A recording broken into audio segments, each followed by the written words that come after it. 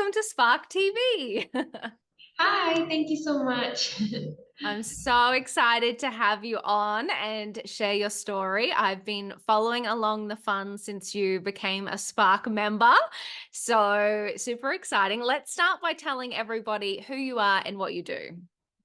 Okay, so I'm Jeevi and I am an African dance fitness instructor as well as the founder of AWJ, which is Afro with Jeevi back in Singapore.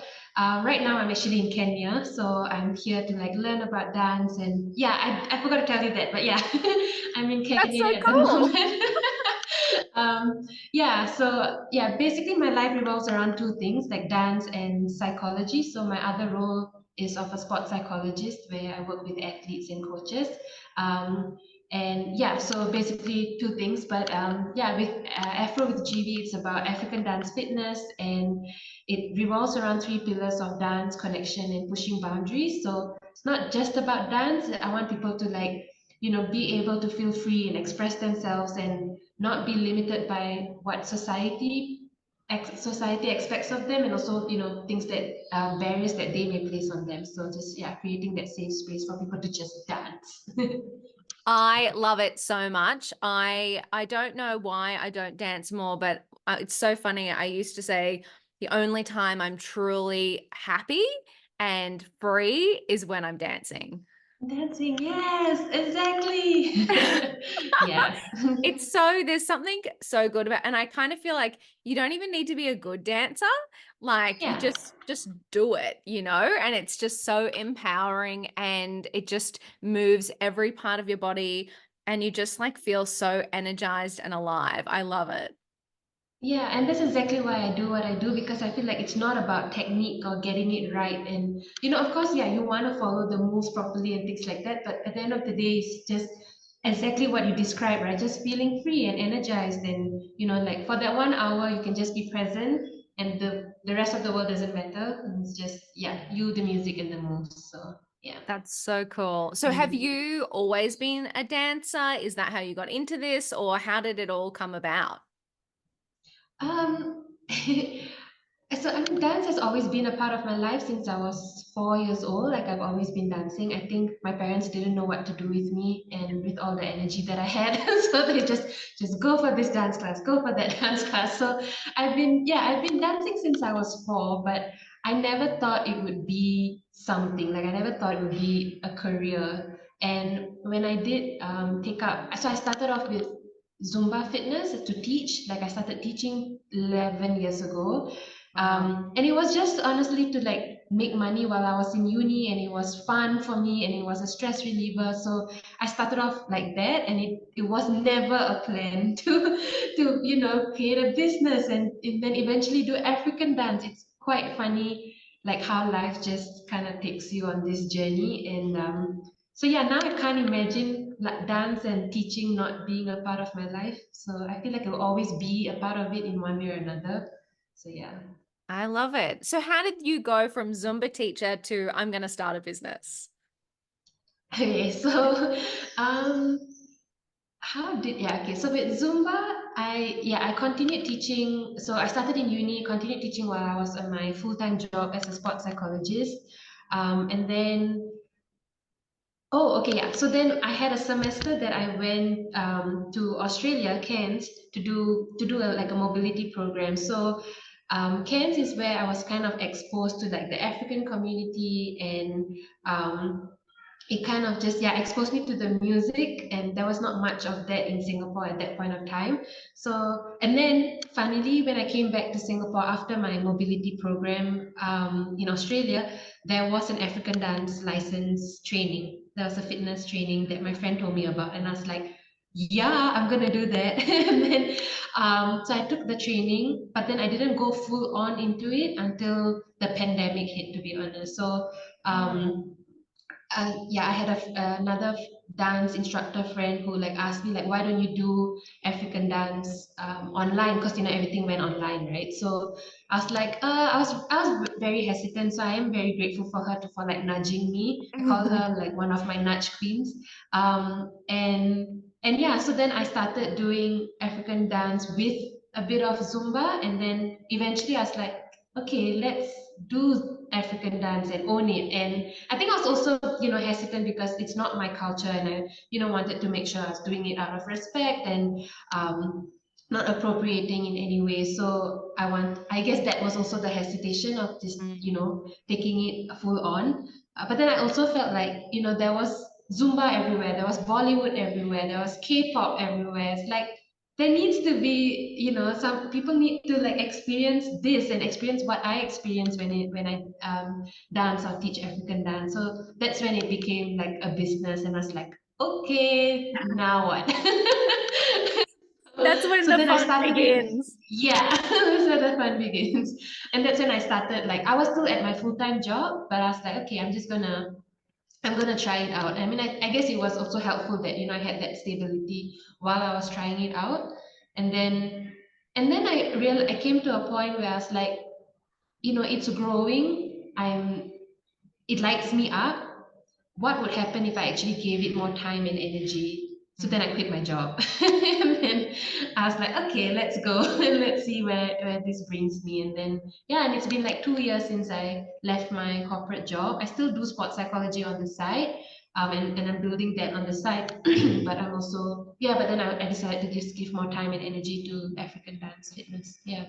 That's so cool. I love how it kind of went from your side hustle and then you switched it. So your full-time job is now your side hustle Side and hustle, yeah. this is everything. That's so Yeah. cool. So people are they live classes or is it like subscribe and get access to recorded classes? How does it actually work? So when I was in Singapore, I've only been in Kenya for like 2.5 months. So before this, I was in Singapore and I was teaching studio classes. I was doing corporate Ah. classes, events like collaborations and things like that. Yeah, it's been really great to do like different collaborations where doing working with the Curve Cult where they had a community and they sell plus size fashion. So, kind of Ah, creating a cool. safe space for that community to, just dance and be free. And so I really love the collaborations that we've been doing with African dance. So that's what I've been doing. And then um, in the past few months before I decided to come to Kenya for a bit, I decided to get instructors on board and to I was like, okay, it needs to come to a point. I mean, I guess it came to a point where like, I can't do everything on my own. And it's like as much as I would like to, and as much as it's comfortable, and you feel like you have control, you're also like Mm. realistically, it's not sustainable, right? So that was a big step for me, I guess, to also, um, allow to like receive help and support and, just, yeah, to grow the brand. So then instructors came on board and um, I was like, okay, they can continue the classes in Singapore for me while I'm here and I can do, and then I do online classes as well from here.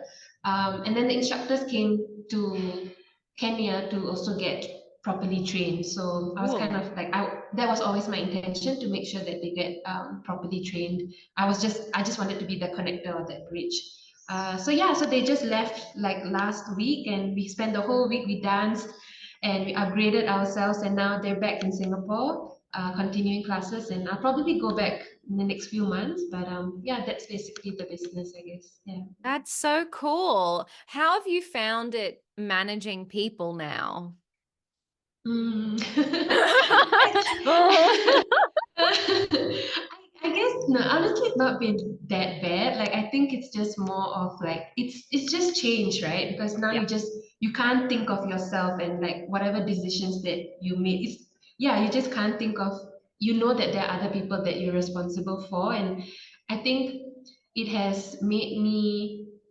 Honestly, I think it made me a better person as well because I think now I'm just like, yeah, no, I need to think about her and I need to think about, it's like, it's just now, it's just beyond me. And that's a nice feeling. It's a bit of a shift, of course, but I think now it's just taking a lot more things into consideration um, and just learning to communicate effectively and properly. And, I guess that's also where using my sports psychology skills comes in handy and just, acknowledging feelings and yeah, just taking it slow. And yeah, I guess managing people will always be um it's a journey on its own, I guess. And I think I'm here for it. Like I'm here to learn the lessons and take it one step at a time. But yeah, so far so good. I'm just yeah, I love just I taking it love one step at a the time. I love the leveraging the sports psychology background. I think you're so Yeah. right. You know, like communication, understanding what they need, making sure like we're listening to them and empowering them as well. I know that's one thing I love that you just said, I've got to think about them because I always do that now. I'm like, what do I need to do first to make sure they can just run? They can do everything they need to do today. Like, Mm. I never want to be holding somebody up because I'm stalling on making a decision or I haven't shared any resources or I haven't written a process. So I do love that. I think it's so important to go, okay, what's everything I need to do to make sure they can actually excel at their job? Yeah. Yeah. Yeah, and I need to like keep reminding myself because it is a big shift, right? When you just been doing everything on your own to now having people on board. So yeah, definitely something to keep reminding myself of. Yeah, and I think it's interesting too. I think sometimes we go, oh, it'll take too much time to, manage somebody or, get someone across this. I may as well just do it myself. And like we like to hold on to all of our jobs. Yes. It's so silly. Yeah. Yeah, but it's so Yeah. amazing. Like the day that like I know it's people struggle with writing a process or, recording a video. This is how I would do it. But like the day that you see somebody else just do it, you're like, "Oh wow, this is so good." Yeah, and it's just like reminding yourself to just trust, right? Like, and just like take a back seat. It's like you can't do it all, and even if you can, how much of it is going to be of quality when you actually give it to someone who, probably is better skilled at that. And like, especially with social media, that's something that I've recently outsourced as well. And I was Nice. like, okay, yeah, it takes a while to tell them what to do, but then it's like it's worth it because the end product is better than what I would have done anyway. So yeah, it's just it's a shift. Yeah. It's a shift. No, it is totally, but I think that that's such an interesting lesson for business owners because I think we're just always shifting, like it doesn't Yeah, ever get to a point where we're exactly. like, when we're this big, we will have no problems and everything will be fine. Yeah, The problems are yeah, just bigger and different. So different. it's Yeah, yeah. Oh, yeah. that's so exciting. So what's next for you? So obviously you're in Kenya at the moment, plan to go back to Singapore. Like, how do you see the business evolving this year? Um, so yeah, I mean, I guess that's what the past few months, I think being here as well I felt a bit disconnected from my business because you're so used to being on the ground, and I think a lot of it was also connecting with the community and building that community. So I took a while to also grieve that my business is no longer what it was, and it's okay, it's not a bad thing, right? So Mhm. even before coming here, I think one of the things that I envision the business doing is doing retreats.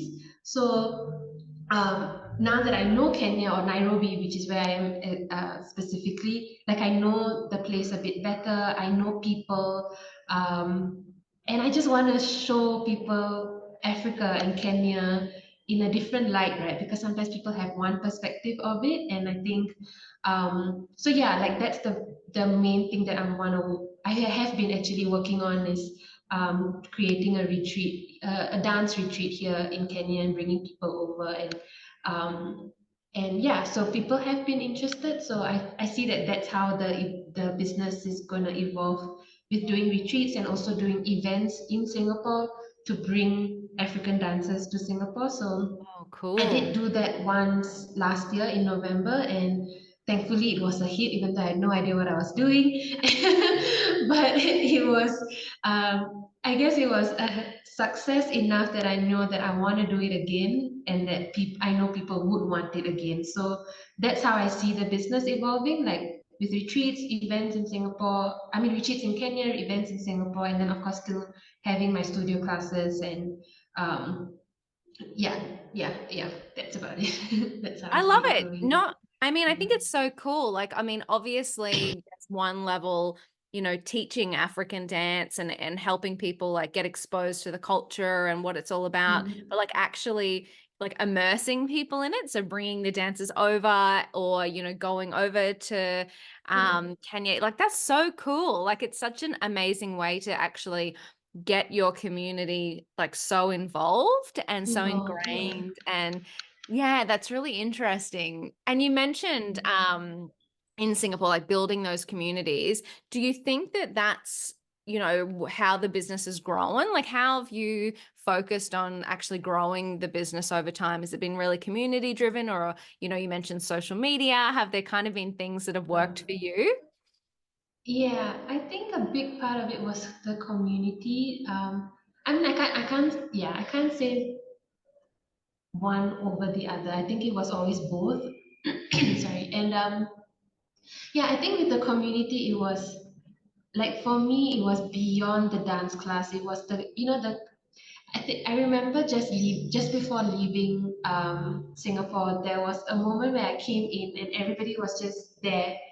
Um, and they were just talking to each other like they knew each other forever. And I was just like, ah, Oh, I did something right, because oh, that's good. it was not about just the dance, right? Of course, that's a big part of it, but it was just like, just when people message you saying that, when they came to Singapore, they didn't really feel like they found home or found a community. And when they say that they found like a home in the AWJ community, I was like, yeah, that's what it's about, right? So I think that's what I miss. Like I miss being here. Like I love being here and learning and living life in a different way. But I think that's what I really miss about growing the community there, which makes me think, okay, maybe I can grow a community here, just in a different way. But yeah, and I see how like people just eventually told their friends about it, their family members about it. Eventually, they're like, oh, everybody kind of knows each other, and yeah. So I do feel like it's very much community driven,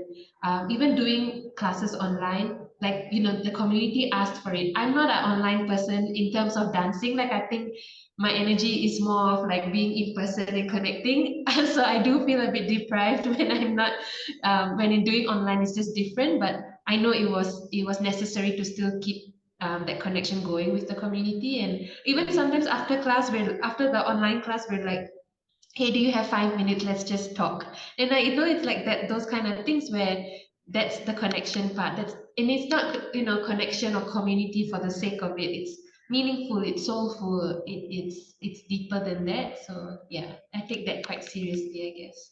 Mm. Yeah, and I mean it's really interesting because I think, you can from a movement point of view, you could go to the gym, boring, but I feel like, when you're around other people who have embraced something like dance, there's an energy, Mhm. and it's almost like when you all feel that together, it almost like drops down barriers and makes actually having a conversation, and even if in the beginning it's just a hi, how are you, that can evolve over time. And so I do love that there is something so amazing about bringing people together. And yes, it might Yeah, be around dance in the beginning, but like that's just the gateway to forming yeah, connections. yeah, exactly. And that does so much for your mental health and your mental well-being, right? It's kind of therapy without having to pay a lot more. Yeah. And talk for an hour. And talk for an hour, yeah. Just through movement. No, but No, it's also nice to see like, oh, sorry, go. no, you go. I was just going to tell a story. Oh, okay. No, yeah, it was about stories. It's just how to see how the conversations evolve from like, hey, how are you, to like, hey, how was your surgery? Because it has come to that point of like, you share your personal stories, not in a inappropriate way, but yeah, you're just like sharing life, right, with each other, which I find um it was really nice to see that evolution. So yeah.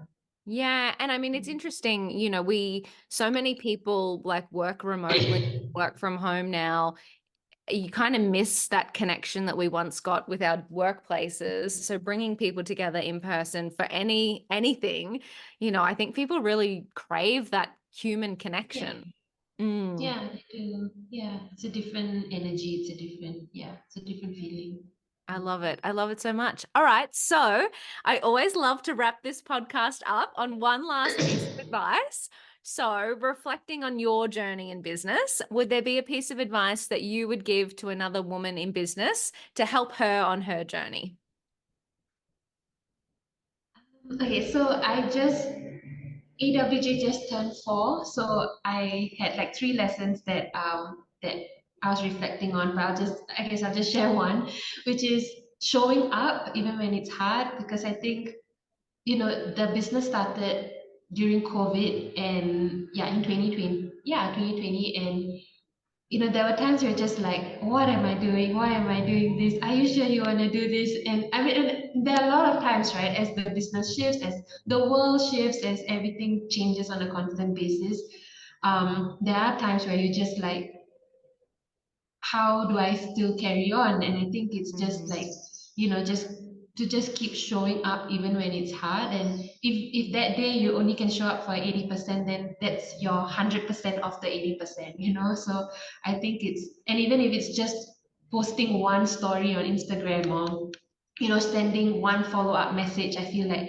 that is you showing up. And so yeah, I feel like it's just constantly reminding myself to just keep showing up in one way or another, and then the rest will just follow, I guess.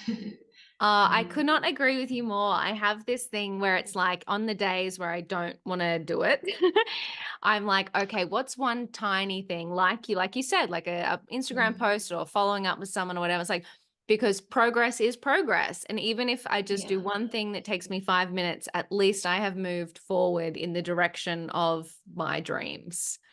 yeah, yeah. Oh, I love that. Will you Yeah. share the other two? You said you were reflecting Oh, on three, but I'm like, I would love okay. for you to share them.